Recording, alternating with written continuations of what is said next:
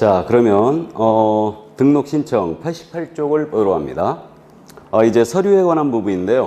등록 신청자하고 관할에 대한 부분은 봤어요. 그래서 이제 서류에 대한 내용인데 등록 신청할 때 일단 등록 신청서가 있어야 되겠죠. 개설록 신청서가 있고요. 여기에 첨부할 서면이 등록 기준을 증명하는 서면을 전부 다 첨부하면 됩니다. 그래서 이제 등록 기준의 첫 번째가 자격 취득이었죠. 그러면 공인인계사 자격증서본을 첨부하는가 이 문제가 있어요. 이 자격증서본은 첨부하지 않습니다. 꼭 기억하셔야 됩니다. 자, 그래서 이 자격증서본은 직접 자격 발급 시도자에게 등록한 측이 확인 들어가요. 그러니까 내지 않습니다. 법인의 경우는 법인 등기사항 증명서가 있죠. 그럼 법인 등기사항 증명서 이것도 제출하지 않습니다. 그래서 우리 과목에서요, 참고로 법인 등기사항 증명서는 내는 경우가 없어요. 그래서 모두 직접 전자정보에 의하여 확인 들어갑니다.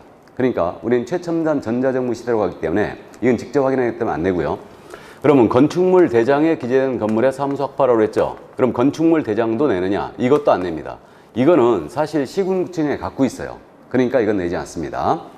자, 그래서 안 내는 서류들 감 잡아 두시고요. 나머지 이제 그 등록 기준 서류로 실무교육 받아야 된다고 그랬죠. 그럼 실무교육 수료증 사본 이거 내야 된다. 이거 나중에 사본인지 원본인도 구분해야 돼요. 그래서 실무교육 수료증 사본은 원칙적으로 내야 되는데 다만 실무교육을 위탁받은 기관에서 전자적 방법으로 확인 가능하도록 조치했잖아요. 그럼 제출을 생략하죠. 이때는. 그러나 원칙적으로 내야 돼요. 이 점 이해해 주시고. 그 다음에 중개사무소 확보라고 했죠. 그러니까 사무소 확보 증명서로 임대차 계약서 들어와야 돼요. 그래서 이제 사무소 확보 증명서로 들어와야 되는데 이때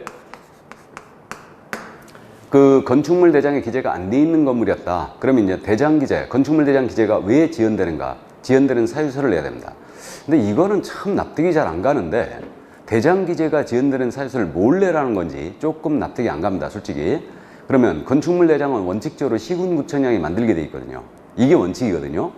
그럼 니들이 게을러서 이거 아직 작성 안 했다. 그렇게 써내라는 얘기는 아닌 것 같고 일단은 어쨌든 대장 기재가 안 돼 있다면 대장 기재가 지연되는 사유서를 첨부를 하게 돼 있어요. 그래서 이제 그 점 이해해 주시고.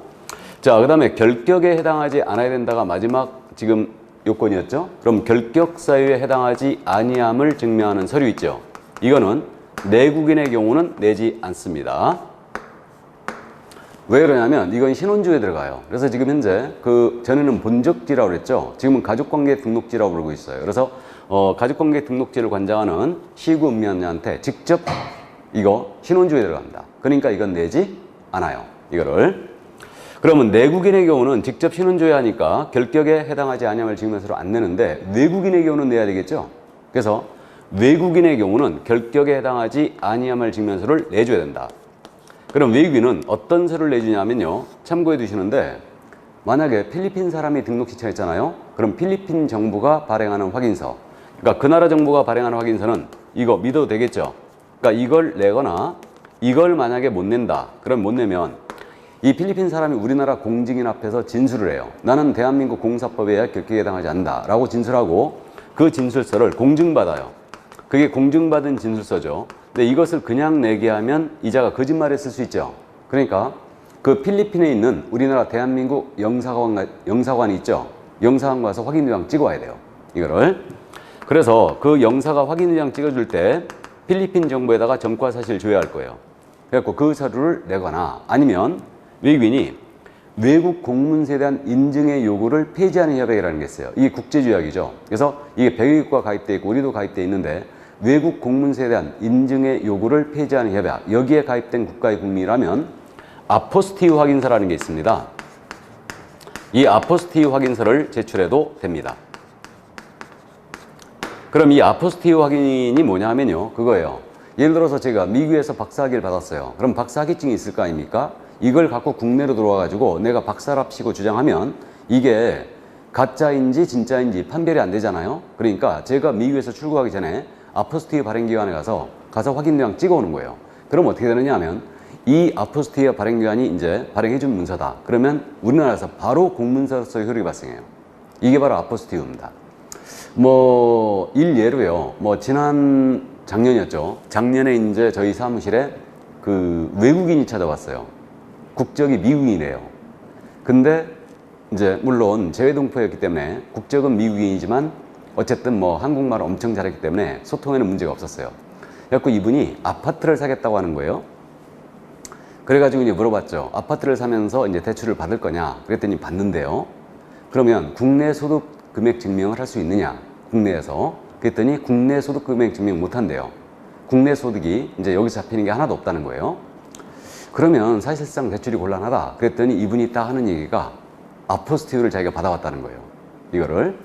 그래갖고 저는 알아들었죠. 그랬더니 우리 사장님 바로 날 딱 쳐다보는 거예요. 그게 뭐냐고. 그래갖고 이제 알았다고 이제 상담 이제 하고 나중에 얘기해 줬다. 그리고 이제 위균학을 상담 그분하고 이제 하고 이제 보내줬거든요. 보내고 나서 이제 얘기를 해줬죠. 아포스티유가 이런 거다. 그래서 이제 그분은 그러니까 결국은 국내 소득금액 증명이 안 되지 않습니까? 그러니까 미국 국세청에서 소득금액 증명을 발급받은 거예요. 받아가지고 그걸 갖다가 아포스티유 확인을 받아온 거죠. 그게 밀봉 처리돼 있어요, 원래. 그래갖고 그 아포스티유 그 밀봉돼 있는 거 있지 않습니까? 이거를 우리 금융기관에 내잖아요. 그럼 금융기관에서 그 개봉을 하겠죠. 그럼 개봉을 하게 되면 다른 금융기관은 못 써요, 그거. 못 쓰는데 어쨌든 그렇게 이제 그걸 제출하면 이게 공문서로서 이렇게 그대로 인정돼 버려요. 그래가지고 이제 영문으로 써 있겠죠. 그럼 이제 국문 번역을 해가지고 그걸 공증을 한 다음에 이게 이제 소득금액 증명을 그렇게 하는 겁니다. 그래가지고 이제 일을 진행을 했었죠. 이게. 그래서 이런 게 있다는 거 우리가 이제 국제화 시대를 맞이해서 알아두셔야 됩니다. 아포스티유 같은 게 있다는 거. 자, 그 다음에 이제 외국인은요, 이게 이런 서류를 내주는데, 외국인은 결격 미해당 서류를 제출해 주는데, 외국 법인이잖아요? 외국 법인은 국내 영업소 있다는 증명서를 더 내야 돼요. 외국 법인은. 이건 페이퍼 컴퍼니를 막기 위해서 영업소 증명 서류를, 등기 서류를 내줘야 된다. 일단. 자, 그래서 이게 이제 등록 기준 증명 서류가 이거였거든요. 이거였는데, 등록 기준에 없는 서류 한 가지 내야 돼요. 그게 뭐냐 하면 바로 여권용 사진이에요. 사진 한 장을 내셔야 됩니다. 그래서 이 사진은 나중에 등록증에 붙여주기 위해서 일단은 사진을 한 장 제출해야 된다. 이거를. 그래서 그저 여러분들이 제일 먼저 사진 낼 때가 언제예요? 응시원서 낼 때죠. 이거. 그 다음에 이제 실무교육 받을 때도 한 장 내셔야 됩니다. 그리고 등록할 때도 내야 돼요. 그래서 사진은 미리 찍어 두시는 게 좋습니다. 공부하시느라고 스트레스 받아갖고 주름살 깊어지기 전에 미리 찍어두는 게 일단 좋고요. 그리고 그 응시원서 낼 때 사진 이쁘게 찍어내시라겠습니다. 그 사진이 자격증에 붙어 나와요. 그러니까 그거 이쁘게 찍어내셔야 됩니다. 그래서 사진 한 장을 제출해야 된다. 이거. 자, 그리고 등록 신청할 때 말이에요. 수수료 내겠죠. 그래서 지방자치단체 조례가 정하는 바에 따른 수수료 납부하게 돼 있죠. 그래서 이제 수수료 납부해야 된다. 그러니까 통상 수수료는요, 지자체별로 약간씩 차이가 있는데 그 27,000원 정도 내외가 되고 있습니다. 수수료는. 그래서 이렇게 이제 수수료를 납부해야 된다. 자, 그래서 등록 신청 서류 자세하게 다 들여다봤습니다. 다 들여다봤고 이제 넘어갈까요, 그럼? 그럼 거기 90쪽에 지금 현재 종별 변경이라는 말 나와 있죠?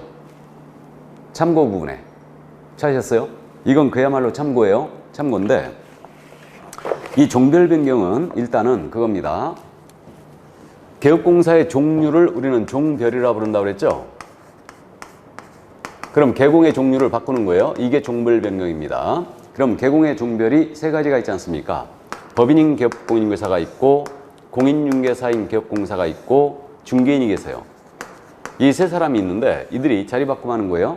즉 공인중개사인 개공으로 등록했다가 법인으로 바꾸는 겁니다. 법인인 개공으로 등록을 했다가 공인중개사인 개공으로 바꾸는 거예요. 그 다음에 공인중개사인 개공이 중개인으로 갈 수 있나요, 없나요? 없죠. 더 이상 중개인은 90년 이후에는 탄생이 안 됐습니다. 근데 거꾸로 갈 수는 있죠. 중개인이 자격을 취득해서 공인중개사인 개공으로 바꾸는 겁니다. 종별 변경이에요.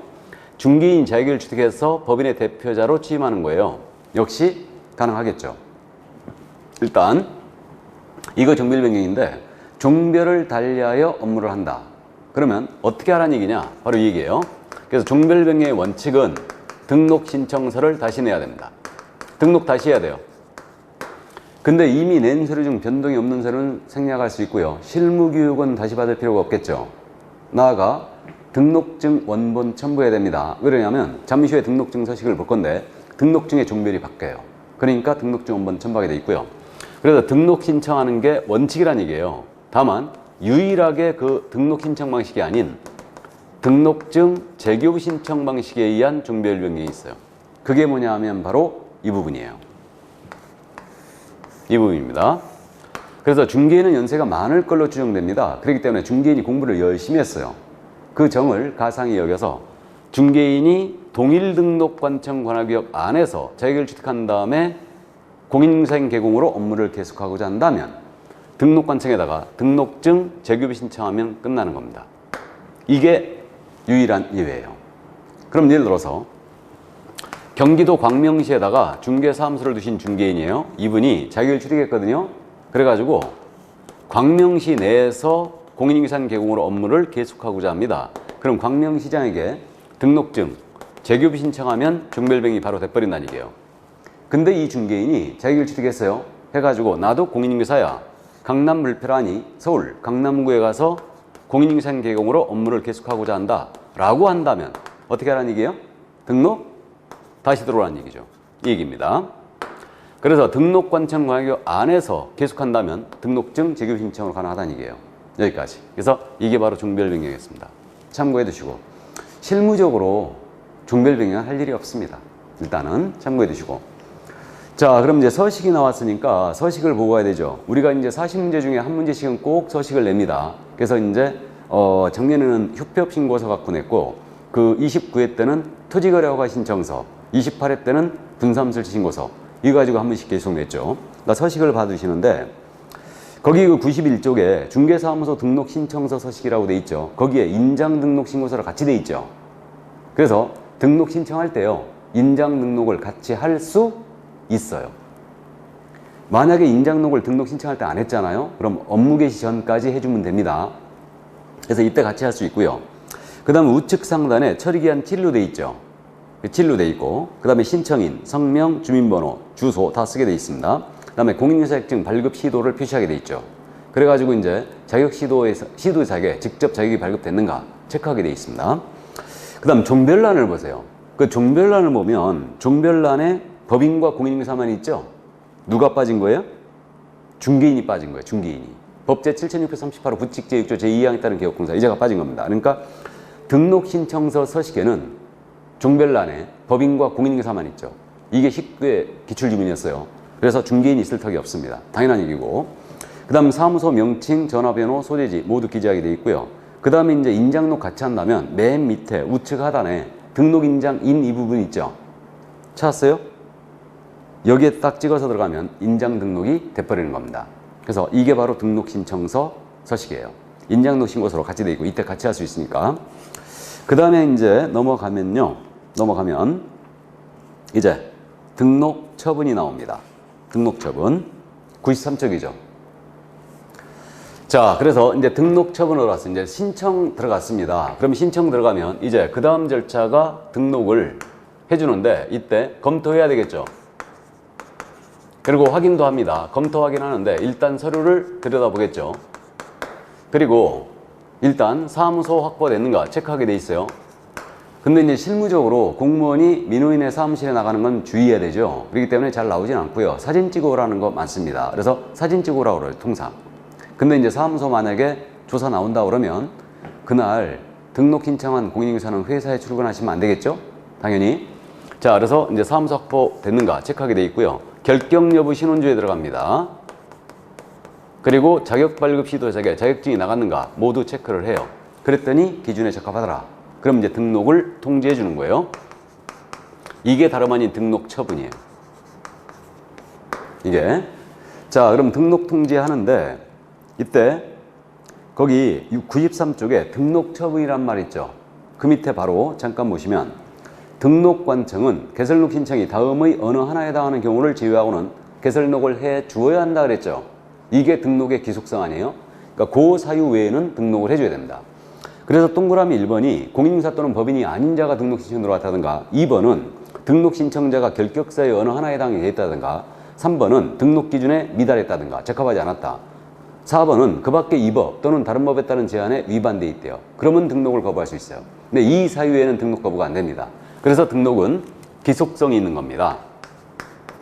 그러면 다른 법에 따른 제한에 위반돼 있을 때 등록을 거부할 수 있다는 얘기인데 그게 대표적으로 뭐냐면 세금 체납. 그래서 실무적으로 있잖아요. 여러분들이 그저 등록 신청 들어가지 않습니까? 그러면 그 토지정보과 그쪽으로 우리가 담당 부서니까 글로 들어가는데 거기서 그럴 거예요. 담당이 세무과에 가갖고 확인도장 받아와라. 아니면 지방세 완납증명 떼와라 그럴 거예요. 그러니까 세금 체납 사실이 있으면은 등록을 수리하지 않아요. 그래서 만약에 내가 재산세라든가 자동차세를 이게 만약에 놓쳐가지고 못 낸 게 있다. 체납한 게 있으면 바로 그 자리에서 내버리고 다시 이제 확인도장 받아오면 됩니다. 그래서 이게 다른 법에 따른 제한에 위반됐을 때 등록을 거부해준 사유 이겁니다. 참고해 두시고. 자, 그럼 그런 사유가 없다면 등록을 해주는데 이제 그 밑에 교재 잠깐 보십니다. 93쪽 맨 밑에요. 등록 통지. 중개사무소 등록 신청을 받은 등록관청은 다음의 개업공인중개사의 종별에 따라 구분하여 개설 등록을 하고 개설 신청을 받은 날부터 7일 이내, 7일의 동그라미죠. 신청인에게 서면으로 통지해야 한다 그랬어요. 자, 그럼 며칠 내에 통지하라고요? 7일. 그래서 등록 통지는 7일 내에 하게 돼 있습니다. 7일 내에 하게 돼 있고 이건 반드시 서면으로 해야 돼요. 왜 서면으로 하게 돼 있냐면 아주 중요한 효과가 발생해요. 등록 통지가 됐잖아요. 그러면 개설 등록의 효과를 가져와요. 이때 개공이 된 거예요. 개업공사라 하면 이 법에 의한 중개사무소에 개설 등록을 한 자를 말한다 그랬죠. 그러니까 등록 통지 시점에 개공이 된 겁니다. 그러나 즉시 업무 개시할 수 없어요. 아직 등록증 받지도 않았습니다. 다음 절차가 더 있다는 얘기죠.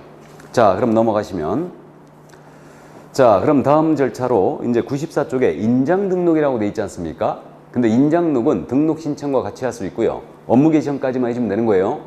그 정도만 참고하시고 인장 등록은 다음 주에 자세한 내용을 공부합니다. 그 다음에 이제 그 밑에 보증 설정 및 신고란 말 나와 있죠. 자, 그래서 그 다음 절차가 이제 보증 설정이죠. 그래서 중개업을 영위하다가 의뢰인에게 손해 입혔어요. 개업공사가 돈 없다 오리발내면 의뢰인이 피해있기 때문에 보증을 세우도록 했는데 이게 보증 설정 제도다. 그래서 보증 설정은 다시 자세히 공부하는데 보증 설정 시기는 대전제가 언제 하면 중개 업무를 개시하기 전까지예요. 전까지고 그 다음에 보증 설정의 방법은 세 가지 방법 중에 하나라고 하는 거예요. 서울보증보험이 있죠. 서울보증보험에 가입을 하거나 우리 공인중개사협회에서 공제를 운영하고 있죠. 이 공제는 농협공제, 수협공제 인정 않습니다. 협회 운영하는 공제만 해당 사항이 있어요. 그래서 공제에 가입을 하거나 둘이 성격이 비슷하죠. 그 다음에 돈이 엄청 많으신 분은 법원에 가서 예치해 놓으면 돼요. 이게 공탁입니다. 그래서 보증보험 공제에 가입하거나 공탁을 하셔야 돼요. 그리고 설정 금액은 얼마냐면 법인이 아닌 개공입니다. 개인은 1억 이상 해줘야 되죠. 1억 원 이상을 설정해야 되고 법인은 2배, 2억 원 이상을 설정해야 돼요. 이게 이제 우리가 중개사무소 지나다 보면 이 중개사무소는 손해배상 책임 1억 원을 가입한 업소입니다. 이런 광고하고 있죠. 근데 그 중개업소만 들어가 있는 거 아니에요. 전국에 있는 중개업소 전부 다 들어가 있는 거죠. 그래서 개인은 1억 이상, 법인은 2억 원 이상을 설정하여 그 증명서를 첨부하여 이제 신고 들어가는 겁니다. 그래서 지금 참고로 서울보증보험에 가입하면 1억 가입했다. 연간 내는 수수료가 11만 원이라고 했죠. 인터넷 가입을 하니까.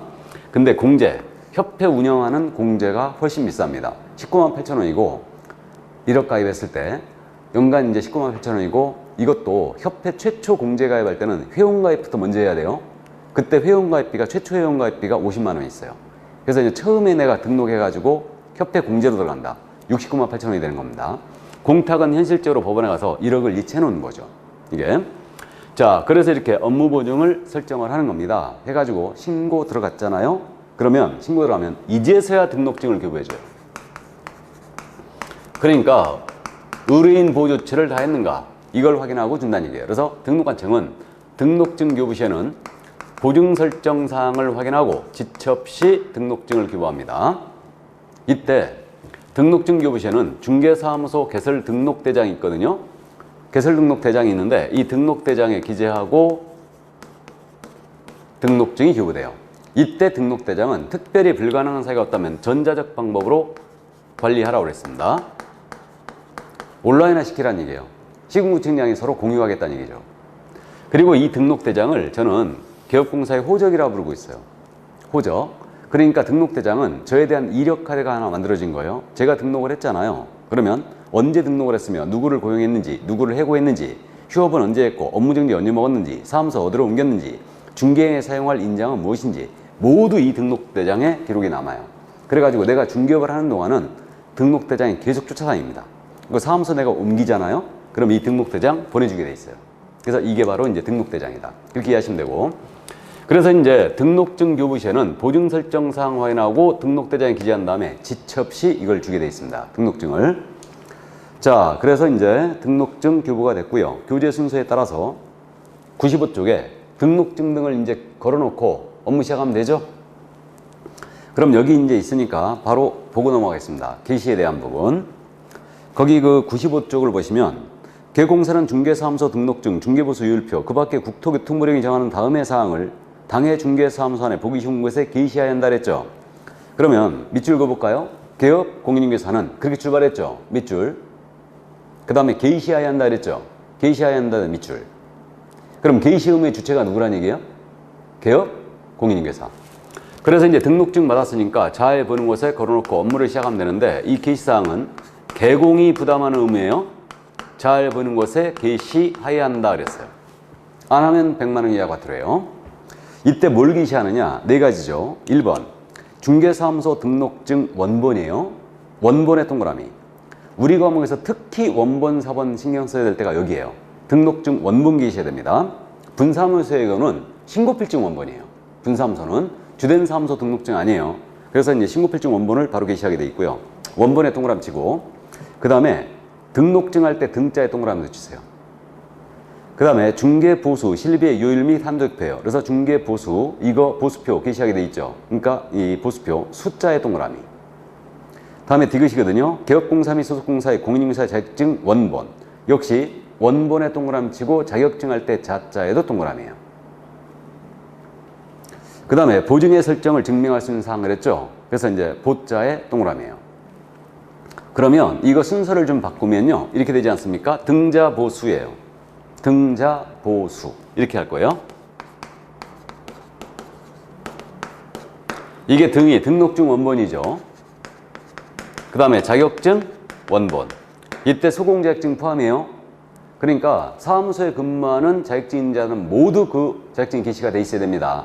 그래서 소공자격증 게시가 돼 있어야 되고 원본이에요. 그 다음에 보증관계증서죠 이거. 그 다음에 숫자는 전부 다 보수예요. 수수료. 그래서 보수표 게시가 돼 있어야 됩니다. 그래서 이 보증관계증서는 원본인지 사본인지 언급이 안 됐는데 실무적으로 모두 원본 게시합니다. 그래서 네 가지다. 그러면 실무기록수료증 원본이라든가 또는 사업자 등록증은 우리 법상 게시사항이 아니에요. 근데 사업자 등록증 게시해야 돼요? 안 해야 돼요? 게시해야 됩니다. 세법상 게시 의무가 있어요. 이거는. 그래서 어쨌든 근데 우리 법상 게시 의무가 있는 게 아니에요. 그래서 사업자 등록증은 우리 법상 게시사항이 아닙니다.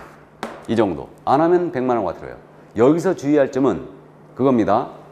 예를 들어서 소속 공인중개사는 그의 자격증 원본을 중개사무소 안에 보기 쉬운 곳에 게시해야 한다. 이렇게 된 거예요.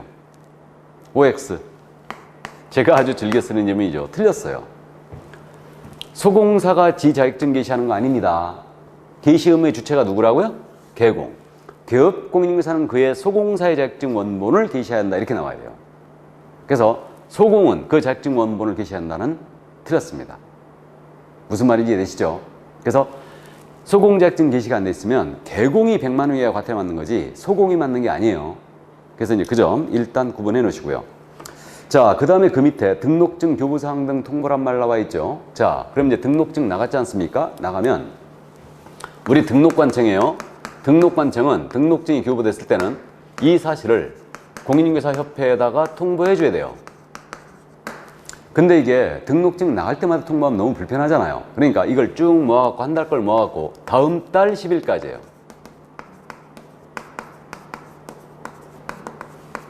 그래서 거기 등록관청은 밑줄 긋고요. 다음의 사항을 중개사무소 등록, 행정처분 등록 통지서에 기재하여 다음 달 10일까지 밑줄 긋고 공사협회에 통보해야 한다. 공사협회 통보 밑줄 긋고요. 그러면 협회 통보 의무자는 오직 등록관청이라는 걸 명심해야 돼요. 개공이 통보하는 것도 아니고 시도에서 통보하는 거 없습니다. 그래서 등록관청이 협회 통보한다. 언제까지? 다음 달 10일까지. 그러면 1월 달에 등록증이 쭉 나갔으면 2월 10일까지 통보하면 된다는 얘기죠. 그러니까 통보사항 짚고 갑니다. 거기 통보사항이 지금 6가지가 나열되어 있는데 기억이 중개사무소 등록증을 교부한 때고 니은이 분삼설치 신고 받은 때 디귿이 소공사 중개보조원의 고용이나 고용관계 종료 신고를 받은 때 미음이 리을이 중개사무소 이전 신고 받은 때 미음이 휴업 폐업 재개 휴업기간 변경 신고 받은 때 다음에 비읍이 개공에 대하여 등록 취소 처분이나 업무 정지 처분을 한때 그랬어요. 그러면 기억하고 비읍 있죠. 기억 비읍. 기억 비읍의 공통점은 등록사항이에요. 그러니까 등록증이 교부가 됐을 때, 등록을 취소했을 때, 그 다음에 등록에 대한 정지가 업무정지예요. 그러니까 업무정지 처분을 했을 때 이때 통보하는 겁니다. 그러면 니은, 디귿, 리을, 미음 있죠. 이거의 공통점은 뭐예요? 신고예요. 신고. 그러니까 그 네 가지 묶어서 신고사항이라고 메모하면 되죠. 그러니까 신고사항입니다. 그러니까 우리 법상 신고사항은 모두 협회 다음 달 10일까지 통보한다 생각하시면 돼요. 그래서 분삼설치 신고받은 때, 이전 신고받은 때, 그 다음에 휴업신고, 폐업신고, 기간변경, 재개신고받은 때, 고용신고, 종료신고받은 때. 그러니까 신고사항을 전부 다 통보합니다. 그래서 이거 등신을 하고 암기할 거예요. 등신. A 붙이면 안 되죠. 그러니까 등신을 다음 달 10일까지 통보한다. 등록사항과 신고사항. 이게 기억이 잘 안 나면 원래 사무소 관련 사항 다 통보하는 거예요. 그러니까 사무소, 중개업을 영위하는 장소가 새로 생겼거나 쉬거나 없어졌다. 그럼 다 통보하는 겁니다. 여기에 고용신고, 종료신고가 들어간 거예요. 그러니까 사무소 분삼 설치했다, 등록증 교부했다, 다 생겼죠. 이전했다, 생겼어요. 휴업했다, 쉬는 거죠. 폐업했다, 없어지는 거예요. 등록 취소했다, 없어지는 거예요. 업무정지, 쉬는 거죠. 여기에 고용신고, 종료신고가 들어가 있는 겁니다. 그래서 이제 이걸 갖다가 등신으로 일단 암기하는 거예요. 이게 통보사항이다. 자, 그럼 이 점 이해를 일단 해 두시기 바랍니다. 이 정도 이해해 두시고, 자, 그 다음에 이제 한 장을 넘기고 96쪽에 등록증 재규비 신청 사유가 나와 있죠. 그럼 등록증을 받고 갖고 오다가 택시에 놓고 내렸다. 분실했죠. 그 다음에 갖다 놨더니 세탁기에 넣고 빨아버렸어요. 훼손했죠. 재규비 신청할 수 있죠. 그 다음에 등록증의 기재사항이 변경됐어요. 그럼 재규비 신청됩니다. 대표적인 그 등록증 기재사항 변경 재규비 신청이 뭐가 있냐면 상호의 변경. 상호가 만약에 중개사무 상호를 내가 호박으로 정했는데 호박이 내 사주랑 안 맞대요. 딸기로 바꿉니다. 그러면 상호의 변경이 일어났죠. 그럼 기재사항 변경 재규비 신청할 수 있고, 그 다음에 중개인이 있죠. 중개인 자격을 취득하여 동일등록관청 내에서 공인상계획으로 계속한다. 그럼 이때는 중개인 재규비 신청되죠. 그럼 등록증 재규비 신청할 때는 수수료 내야 되겠죠? 그래서 수수료 납부하게 돼 있어요. 지방자치단체 조례가 정하는 바에 따른 수수료 납부하게 돼 있습니다.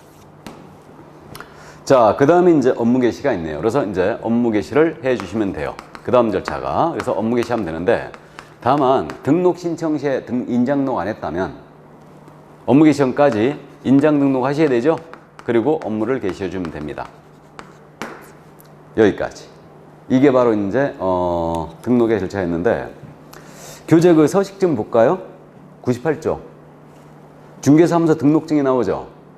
그래서 우측 상단에 여권용 사진 붙이게 돼 있죠. 그러니까 사진 한 장 내게 돼 있고, 성명, 생년월일 다 기재가 되잖아요, 거기에. 그래갖고 우리 게시를 할 때 등록증 있잖아요. 생년월일 부분은 손님이 나이를 보면 안 되니까 이렇게 태그로 붙이죠. 안 보이게 붙여가지고 게시해 놓죠. 일단 그 다음에 이제 개공 종별란을 보세요. 등록증 서식에는 법인, 공인인증사, 법 제7638호 부칙 제6조 제2항에 따른 개국공사가 있죠. 그래서 중개인들 있잖아요. 신고나 허가받고 되신 분들인데 등록증으로 지금은 다 바꿔줬어요. 그래서 등록 신청서 서식에는 중개인이 없었어요. 근데 등록증 서식에는 중개인이 있죠. 종별란에. 구분해 놓으세요. 그 다음에 중개사무소 명칭이 들어가고요. 이게 상호죠. 그 다음에 이제 소재지 기재가 되고요. 거기 등록인장란이 있죠. 그래서 결국은 등록증 신서식에는요, 이 사무소에 쓰는 도장이 이겁니다 하고 그게 꽉 찍혀 있어요. 의뢰인 신뢰보호처에서. 그 다음에 등록인장을 바꾸잖아요. 변경하면 거기다 옆에다 또 찍게 돼 있죠. 그러니까 인장 변경 등록 들어갈 때는 거기 등록증 원본 첨부해야 돼요. 여기다 찍어야 되니까. 이해되시죠? 이게 바로 등록증 서식이었어요. 그 다음에 중개사무소 등록대장이 있다고 그랬죠. 그래서 이제 우리 교재는 등록대장 서식이 이렇게 생겼네요. 그래서 참고해 두세요. 그러니까 이력카드라고 그랬어요. 이력카드. 그래서 요거 굉장히 많습니다. 그래서 이 내용 한번 쭉 보시기 바랍니다. 자, 그러면 이제 104페이지 기타 사항이 나오죠. 여기를 펴놓고 이제 듣습니다. 그럼 등록 절차 한번 정리해 볼까요? 우리 교재 이제 앞쪽에 이제 등록 절차가 쭉 정리가 돼 있었는데, 나열해 보면 이렇게 되지 않습니까?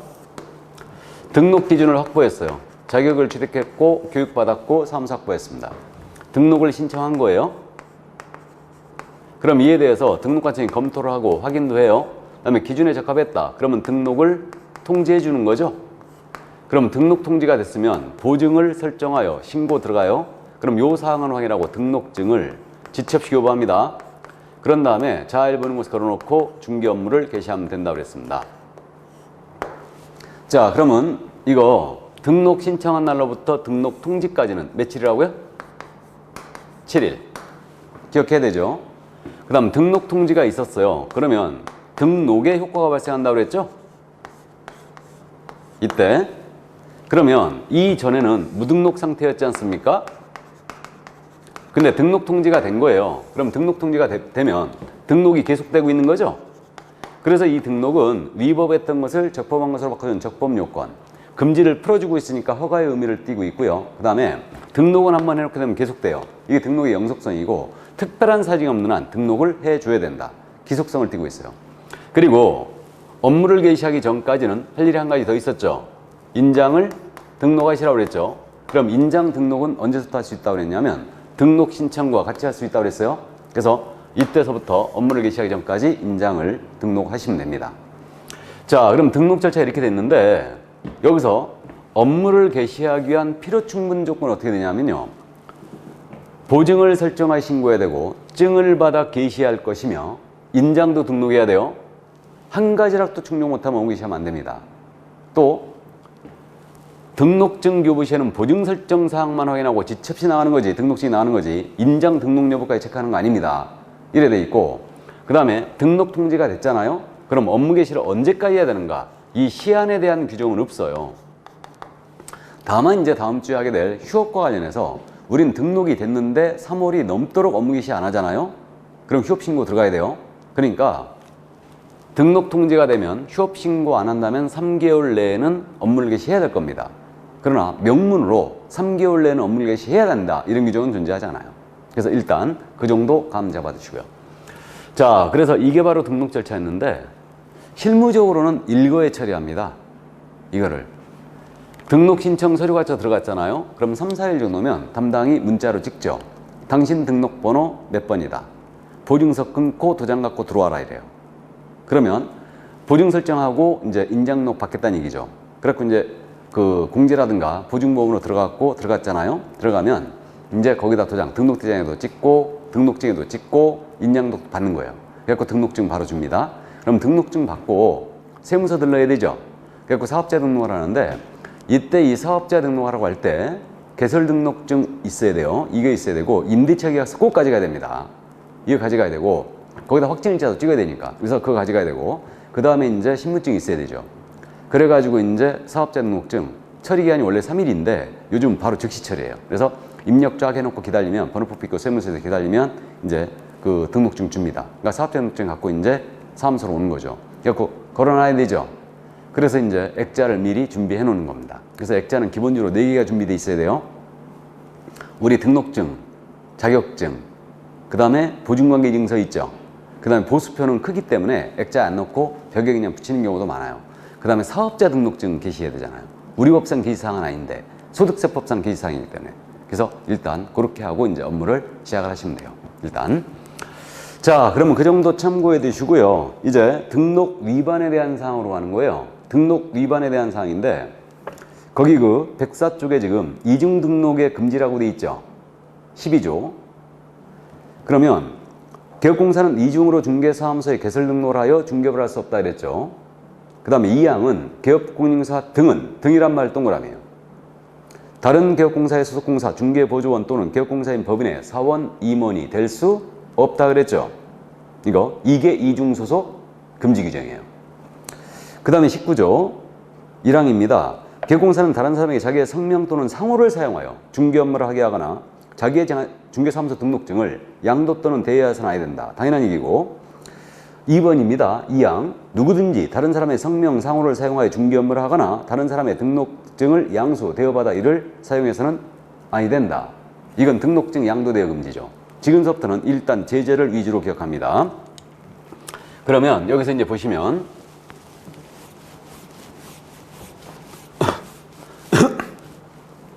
지금 이중 등록이란 말 나왔는데 실무적으로 이중 등록은 증거가 확실히 남기 때문에 할 일이 없어요. 사실은. 그러면 이중 등록은 등록이 2개 이상이라는 얘기인데 이거 당연히 금지입니다. 등록이 일신연속이기 때문에.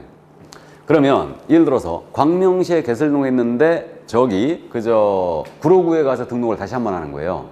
그러면 이거 관할을 달리한 이중 등록이죠. 광명시에서 공인중개사 계공으로 등록을 했는데 이분이 법인인 계공으로 다시 한번 등록하는 거예요. 그럼 종별을 달리한 이중 등록이에요. 관할을 달리하든 종별을 달리하든 불문 금지예요. 그럼 여기에 걸렸잖아요. 그럼 등록을 반드시 취소해버립니다. 이걸 저는 필요적 등록 취소라고 부르고 있고 줄여서 필취라고 부를 거예요. 다른 분들은 이걸 절대적 등록 취소라고 부릅니다. 절등취. 우리 교재는 그렇게 써 있던데. 그래서 일단 저는 필취라고 부를 거예요. 절대적 등록 취소다. 이게 필요적 등록 취소예요. 그리고 이중자에 걸리잖아요. 그럼 1-1이에요. 1년 이하의 징역 또는 1,000만 원 이하의 벌금에 처합니다. 1-1이다. 이게. 자, 그 다음에 이제 이중소속 금지라고 나와 있어요. 그럼 이중소속은 소속이 2개 이상. 이거 안 된다는 얘기죠. 그럼 이 소속이 어디 소속이냐면 중개사무소를 얘기합니다. 그러니까 중개사무소 이른바 속된 말로 양다리 걸친 거 안 된다는 얘기예요. 중개사무소에 양다리 걸치면 안 된다. 이게 이중소속 금지다. 그러면 이제 이중소속의 실태를 보면 우리 개업공인중개사 A입니다. 이분이 사무소 열었는데 영업이 잘 안 돼요. 그래서 다른 개업공사에 소속공사 또는 중개보조인이 되는 겁니다. 안 된다는 얘기죠. 이분이 법인의 임원사원이 되시는 겁니다. 역시 안 된다는 얘기죠. 그 다음에 이자에게 고용된 우리 소공이나 보조원이 있어요. 이분들의 능력이 탁월하여 비개업공사에게 또 고용이 되는 거예요. 이거 역시 안 된다는 얘기고 임원사원으로 가는 것도 안 된다는 얘기입니다. 그래서 개업공인중개사, 소속공인중개사, 중개보조원, 법인의 임원사원은 다른 개업공사의 소속공사, 중개보조원, 법인의 임원사원이 될 수 없다. 이것이 바로 이중소속 금지예요. 이게. 그럼 여기서 개공 등이란 표현이 등장했잖아요. 그래서 개공, 소공, 보조원, 임원사원이에요. 이들이 중개업 종사자 전체죠. 이것을 우리 법문은 개공 등이라 표현하고 있어요. 5번 나오는데 중개업에 종사하는 자 전체입니다. 알아두세요. 그래서 개공 등은 이중소속할 수 없다요. 그럼 이제 제재를 위주로 기억해 주는데 개업공인중개사가 양다리 걸치다 걸렸어요. 그러면 이중소속에 대한 제재는 어떻게 되냐면 개공이 만약에 양다리 걸치다 걸리면 필취예요. 등록 취소해버립니다. 그리고 1년 이하의 징역 또는 1,000만 원 이하의 벌금에 처합니다. 이중자에 걸렸으니까. 감아요? 그 다음 이제 소속공인중개사가 그럼 이중소속하다 걸렸다. 그럼 소공은 자격증이 있죠. 자격 취소겠어요? 정지겠어요? 자격 정지입니다. 우리가 어떻게 딴 자격인데 자격 취소될 정도면 자격 취소와 등록 취소는 일단 별개라고 이해하세요. 그래서 그 자격이 취소될 정도면 감옥 가시는 겁니다. 그래서 자격 정지예요. 그러니까 최고 6개월이죠. 자격 정지를 받을 수 있고 and 1-1이에요. 1년 이하의 정치만 해보게요. 근데 보조원은 등록도 없고 자격도 없잖아요. 그러니까 이중소속가 걸리면 보조원은 1년 이하의 징역 또는 1,000만 원의 벌금입니다. 그래서 말이에요. 이 제재를 주의해야 돼요. 개공이 이중소속은 뭐라고요? 필취예요. 소공이 이중소속은 뭐라고요? 자격 정지예요. 그래서 이것 때문에 자격 취소 아닙니다. 그래서 이걸 잘 물어봅니다. 이해를 해두세요. 자, 그럼 이중소속에 대한 제재를 다 살펴봤습니다. 그 다음 이제 등록증 양도대여 금지가 나오는데 이거는 자격증 양도대여 금지하고 똑같죠. 그래서 등록에 대한 권리를 넘긴다, 양도예요. 당연히 금지고 그 다음에 대여, 빌려줍니다. 당연히 금지예요. 이때 대여와 동일시되는 행위로 보이는 거. 개업공사가 다른 사람에게 자기의 성명 뿐만 아니고 이번엔 상호도 들어가요. 그래서 다른 사람에게 자기의 성명이나 상호를 사용하여 중개 업무를 하게 한다. 대여와 똑같죠 이거? 그러니까 이건 같이 갑니다. 그 점 이해하시고요. 그럼 양수대여 받는 행위, 다른 사람의 성명, 상호를 사용하여 업무하는 행위 모두 금지입니다. 그럼 여기에 걸렸잖아요. 이 등록 살려둘 일이 아니죠. 필취예요. 필요적 등록 취소고 그리고 역시 양도대여는 1년 이하의 징역 또는 1,000만 원 이하의 벌금에 처합니다. 1-1이에요. 이해되세요? 자, 그래서 일단 여기까지. 물론 양도대여한 자 받은 자 신고하면 포상금 줍니다. 나중에 포상금리에 다시 공부해요. 그래서 일단 그 정도 이해해 두시고, 그 다음에 이제 105쪽 맨 밑에 등록의 효력소멸이 나오겠죠. 자, 이제 여기를 보겠습니다. 우리 이렇게 업무 개시를 했거든요. 업무 개시를 했는데 요 시점에 등록의 효력이 소멸되는 사유가 발생했어요. 이게 등록의 실효 사유라고 그래요. 등록의 효력 소멸 사유. 이게 뭐라고요? 실효 사유. 등록의 실효 사유는 세 가지로 압축돼요. 개인인기업공사가 사망을 했거나 법인이 해산을 했어요. 그러면 등록 효력이 없어집니다. 등록은 일시인정성이 있으니까 사망 해산 후 즉시 실효합니다. 다음에 개설 등록을 취소당했어요. 그럼 등록 효력이 역시 없어지죠. 그 다음에 자진하에 폐업 신고했어요. 그럼 등록 효력이 없어집니다. 그러니까 사망은 자연적 원인, 등록 취소는 타의에 의해서, 폐업 신고는 자의에 의해서 등록 효력이 없어진 거예요. 그럼 요 시점에 실효가 발생이 됐으니까 결국은 다시 무등록 상태로 바뀌는 겁니다. 그럼 이렇게 무등록 상태에서 실효된 다음에 중개업을 했잖아요. 다른 사람 의뢰에 일정 보수를 받고 중개를 업을 했어요. 그럼 이게 뭐냐? 이게 무등록 중개업이에요. 그래서 이 무등록 중개업은 복합 개념이에요. 등록이 없는 상태에서 중개를 업으로 하는 겁니다. 이거. 그래서 우리가 지난주 용어의 정의 약속 요구까지만 했다. 약속 요구한 행위는 이거 중개업 자체가 아니라고 그랬죠. 보수를 받아야 중개업이 된다고 그랬어요. 그래서 약속 요구한 행위는 중개업 자체가 아니기 때문에 무등록 중개업으로 처벌할 수 없어요. 일단 그러면 무등록 중개업의 유형은 일단 실효된 다음에 중개업하는 요 케이스가 있죠. 해산 후 계속화해야 했거나 등록 취소, 폐업 신고 계속화했어요. 그러니까 요쪽 무등록이고요. 다음에 등록 통지가 있기 전에 중개업을 영위했어요. 이것도 무등록이죠. 그래서 이 자를 저는 등록한 적이 없기 때문에 태생적 무등록 중개업이라고 부르고 있어요. 이게 그래서 무등록 중개업의 유형은 네 가지가 있는 거예요. 태생적 무등록 중개업과 실효된 다음에 중개업을 더하는 세 가지가 더 있는 겁니다. 그러면 이 사이에 중개업을 영위하면 절대 무등록은 아니에요. 등록은 계속되고 있죠. 즉 보증을 설정하지 않고 증을 개시 안 하고 인장을 등록 안 하고 업무 개시했다 하더라도 무등록으로 처벌되는 건 아니에요. 이게 보증 설정 안 하고 업무 개시했잖아요. 이 등록 취소해버릴 수 있어요. 증을 개시 안 했다. 100만 원 과태료. 인장을 등록 안 하고 업무 개시했다. 업무 정지일 뿐 일단은 무등록은 아니다. 나아가서 요 시점에서 휴업이나 업무 정지 먹었어요. 업무 정지 기간 중에 중개업을 하더라도 무등록이 되는 건 아니에요. 등록은 계속되고 있습니다. 이해되시죠? 자, 그럼 이제 무등록 중개업에 걸렸을 때 효과를 우리가 따져봐야 돼요. 그래서 그 효과가 지금 그저 교재 106쪽에 양괄호 2번 무등록 중개업의 유형 해가지고 쭉 나왔고 107쪽에 3, 4, 5번이죠 이게 효과가. 자 보시는데 무등록 중개업에 대해서는 우리 법상 최고의 처벌이 나가요 일단. 그래서 그 첫 번째가 최고의 처벌이 3년 이하의 징역 또는 3천만 원 이하의 벌금에 처합니다.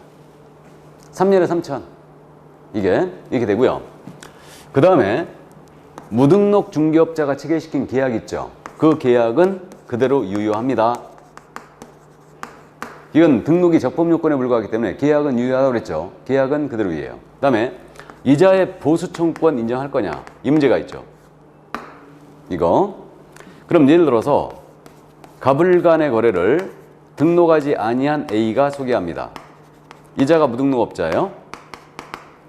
갑이 그랬습니다. 을에게 야 을과 거래 시켜주면 A한테 그랬어요. 내가 1,000만 원 줄게 그런 거예요. 거래 시켜줬거든요. 안 줍니다. 그러면 이 무등록업자 A는 1,000만 원 지급을 안 하면 물론 갑은 방길 조심해야 되겠죠. 이거 지급 청구할 수 있겠는가 이 문제예요. 이 청구 못 하겠죠? 불법행위자 우리가 도와줄 수는 없잖아요. 청구 안 돼요 안 주면. 근데 임의적으로 지급했어요. 그래 고생했어. 1,000만 원 지급했는데 지급하고 났더니 이자가 무등록업자임을 알게 된 거예요. 그럼 이거 반환 청구할 수 있느냐 이 문제예요. 너 무등록이니까 이거 돌려달라 그럽니다. 돌려줘야 될까요 안 돌려야 될까요? 판례도 대립되고 있었죠. 이 점에 대해 우리 대법원이 확실히 정리해 줬어요. 뭐라고 그러냐면 대법원은 무등록 중개업을 하는 자요. 무등록 중개업을 하는 자가 중개 의뢰인과 체결한 중개 보수에 관한 지급약정이 있죠? 보수약정. 이건 등록 규정, 강행 규정이 등록 규정, 보수 규정이 강행 규정이니까 이것에 위반했으므로 이건 무효다라고 했어요. 그래서 무등록 중개업자가 중개 의리인가 체결한 보수에 관한 지급약정은 이건 무효다. 그러니까 반환해야 돼, 안 해야 돼요? 해야 되겠죠? 그래서 무효인 약정이 근거받았으니까 부당이 들어간 거예요. 반환해야 됩니다. 그래서 일단 그 점 이해해 두시고, 다만 그런데 무등록 중개업이 아니었어요. 즉 우연한 기회에 한 번, 우연한 기회에 한 번 정도 소개하고 의뢰인과 보수를 받을 것을 약정했습니다. 이건 중개업이 아니죠. 이때는 이 약정은, 보수 약정은 무효라고 볼 것은 아니라고 그랬어요. 일단 유효라는 얘기죠. 다만 그 금액이 너무 과했잖아요. 너무 과하면 우리 판례가 할 얘기 없으면 신의칙, 형평원칙 얘기 많이 하죠. 신의칙, 형평원칙상 감액된 보수만 청구할 수 있다는 겁니다. 이게 그래서 구분해 놓으세요. 무등록 중개업자가 의뢰인과 체결한 보수 약정은 전부가 다 무효예요. 근데 우연한 기회에 한 번 정도 소개하고 의뢰인과 보수받을 걸 약정했다. 그럼 이때는 그건 무효라고 볼 것은 아니에요. 일단 유효입니다. 그래서 누가 소개해달라고 하면 소개해주고 보수를 무지하게 받아도 처벌은 받지 않습니다. 일단. 그래서 그 점 이해해 두시고, 나머지 이제 무등록 중개와 관련된 판례를 쭉 정리를 해 보셔야 되는데, 여기 우리 교재에는 지금 현재 이 판례가 말이에요, 앞에 실려 있어요. 그래서 잠깐 그 앞으로 좀 다녀올까요?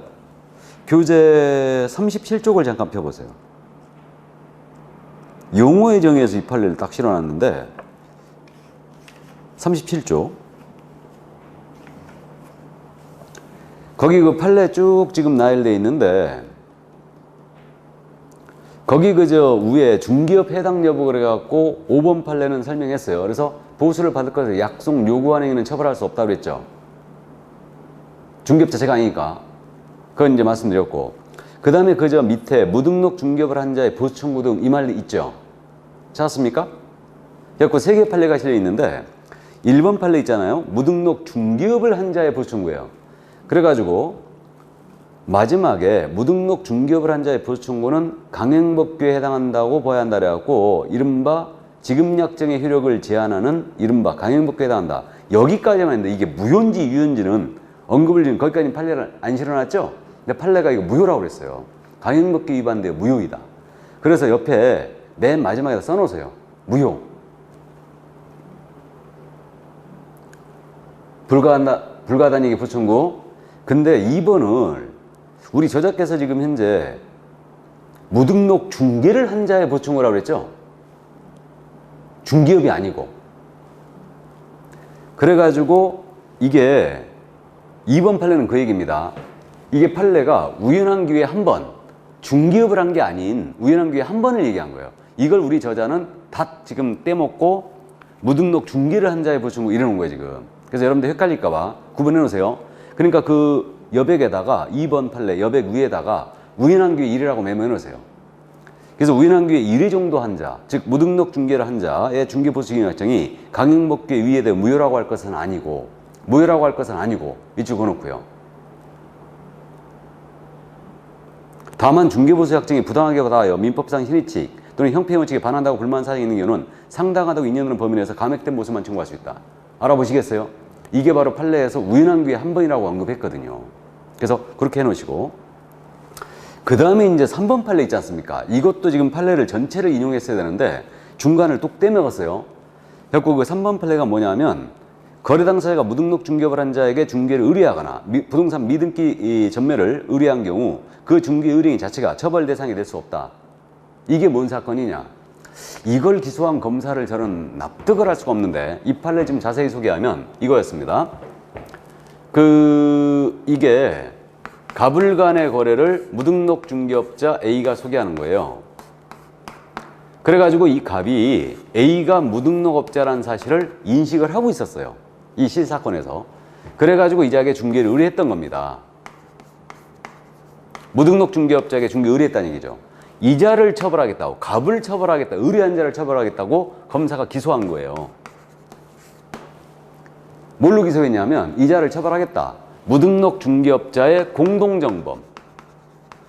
공동정범의 줄임말이 공범이란 말이에요. 그래가지고 대법원이 이 점에 대해 이 소송이 대법원까지 간 거예요. 그럼 상식적으로 생각해 보세요. 여러분들 법 상식적으로 생각했을 때 무등록 중개업자에게 내가 알고 있었어요. 무등록 중개업자. 인식을 하고 있었는데 저자에게 내 아파트 좀 팔아줘. 일 잘하는 것 같으니까 그렇게 맡긴 거예요. 그럼 나를 무등록 중개업자의 공범으로 처벌할 수 있겠어요? 의뢰했다 해서? 법 상식적으로 이해가 안 갑니다. 이걸 대법원까지 끌고 간 거예요, 검사가. 만약에 이걸 처벌한다면, 공범으로 처벌한다면요, 살인범을 난 엄마도 처벌해야 돼요. 그렇지 않겠어요? 공범으로?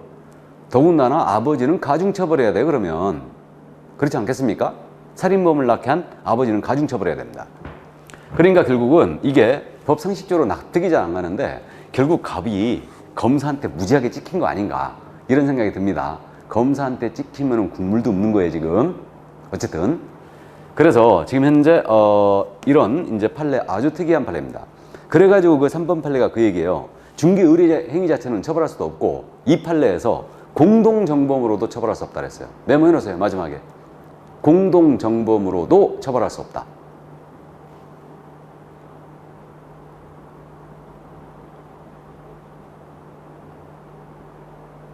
공동정범이 공범을 위한 얘기예요. 그 내용을 넣었어야 되는데 판례에서 지금 빠졌네요. 그래가지고 이 두 장을 딱 넘기면요, 작년 30회 문제가 실려있죠? 이 부분 출제했어요. 그러니까 보시면 41쪽 보세요. 41쪽 맨 밑에 작년 30회 문제 있죠? 거기 동그라미 3번을 보세요. 문제. 무등록 중개업자에게 중개를 의뢰한 거래 당사자는 무등록 중개업자의 중개 행위에 대하여 무등록 중개업자의 공동정범으로 처벌된다. OX. X예요. 이게 정답이었습니다. 그러니까 판례를 인용할 때 우리 저자께서 정확하게 판례를 전체를 인용을 해줬어야 되는데 이걸 갖다가 중간에 툭툭 끊어가지고 그냥 실어놓으셔가지고 이게 이제 안 나와 있어서 여러분들이 조금 알아보기 이제 곤란한데 공동정범이라고 메모해 놓으세요. 일단. 자, 그래서 이제 요거 무등록 중개업 판례를 지금 우리 교재에 있는 내용은 다 했는데 뒤로 다시 갑니다. 무등록 중개업. 교재 지금 그 107쪽으로 돌아와 봐야 되죠? 107쪽으로 돌아오는데 다시. 지금 우리 교재에 내가 이 판례를 지금 못 찾았어요. 무등록 중개업 관련 판례, 중요한 판례가 하나가 더 있거든요. 더 있는데 이 판례 그냥 들어만 두십니다. 일단은 들어만 두시는데 이런 사건이 있었습니다. 이 판례 제가 못 찾았어요. 우리 교재 나중에 이제 쭉 보다가 다시 나올 수도 있는데 이게 중개사무소 A의 사무소였어요. 그 다음에 갑이란 분이 계시는데 이분이 사장님이셨습니다. 무슨 말인지 아시죠? A로 하여금 자격증 걸게 하고 갑이 이제 주도적으로 운영을 하고 있는 거예요. 그래가지고 이 A가 자격증을 걸고 이분이 출근하면, 자격증 거신 분이 출근하면 절대 대여 아니라고 그랬죠. 대여 아니라고 그랬고, 출근 안 하면 똑 떨어지는 이건 대여라고 그랬어요. 근데 이 A가 출근합니다. 출근하는데 갑이 도장을 막 찍어대는 거예요. 그러니까 A가 이제 겁났던 거죠. 그래갖고 내 자격증 빼겠다 그런 거예요. 그러니까 갑이 뭔 얘기야, 2년 걸어주기로 했는데 네가 빼지 못한다 그런 거예요. 그러니까 안 빼주니까 이 A가 등록관청에 가서 폐업 신고해버린 거예요. 중개업 폐업 신고해버렸습니다.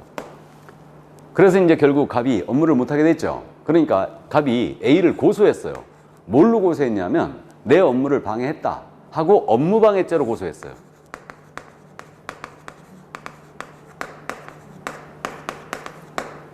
이거를 그래가지고 A가 업무방해죄로 처벌할 수 있겠는가, 이 문제에 대하여 이게 대법원까지 갔어요. 이 소송도. 이것도 조금 납득하기 힘든 판례예요, 지금. 이게. 그럼 상식적으로 이것도 생각을 해보면 이자는 지금 무자격자잖아요. 무자격자인데 이자의 업무를 보호할 가치가 있어요, 없어요? 없죠. 보호할 가치가 없어요. 근데 이걸 갖다가 A를 업무방해죄로 처벌하겠다고 대법원까지 검사가 끌고 간 겁니다, 이거. 납득이 당치 안 가요. 역시 A가 검사한테 찍힌 걸로 보이죠? 느낌이. 그래서 이 사건에서 우리 대법원에서 뭐라 판단했냐? 이자 무자격자, 갑의 행위, 갑의 이 중개 업무는 법상 보호할 가치가 있는 것이 아니다. 그래서 이자가 이 사무소를 주도적으로 운영하고 있는 거예요. 주도적으로 운영하고 있기 때문에 결국은 이자는 처벌 대상이 될 뿐이고 이자의 업무는 형법상 업무방해죄의 보호 대상이 되는 업무라 볼 수 없다라고 했어요. 그래갖고 결국 이자는 무죄. 이렇게 판결이 나온 거예요. 이게. 그래서 결국은 우리가 구분해야 됩니다. 무자격자가 주도적으로 운영하는 형식으로 동업을 했어요. 그리고 A가 폐업 신고해버렸다 하더라도 이자에 주도적으로 운영하는 자는 처벌 대상이 된다는 얘기죠. 처벌 대상이 될 뿐이고 업무방해죄의 보호 대상이 되는 업무라 볼 수 없다 그랬어요. 이 무자격자의 업무는. 이해되십니까? 그래서 이게 무등록 중개업 관련 판례인데 나중에 이제 요약집이 나오면 이제 요약집에 이런 판례들은 실려 있을 텐데 제가 일단 우리 교재에는 이 판례를 지금 못 찾았습니다. 그래서 일단 나중에 다시 나오면 한 번 더 말씀을 드리죠. 그래서 주도적으로 운영하는 형식, 무자격자가 주도적으로 운영하는 형식으로 동업했다. 사무소를. 이런 경우에 이자, 주도적으로 운영하는 자는 처벌 대상이 된다는 얘기입니다. 즉 무등록업자로. 그렇기 때문에 형법상 업무방해죄 보호 대상이 되는 업무라 볼 수 없다 그랬어요. 이자 업무. 이해되시죠? 그래서 이 판례가 있다는 거 일단 감 잡아두시고 메모만 해놓으세요. 주도적으로 운영하는 자의 업무는 보호할 가치가 없다. 처벌 대상이 된다. 이렇게. 자, 그래서 여기까지 이해를 해 두시고요. 그럼 이제 조금 쉬었다가 결격 사유를 나가도록 하겠습니다. 잠시 쉬겠습니다.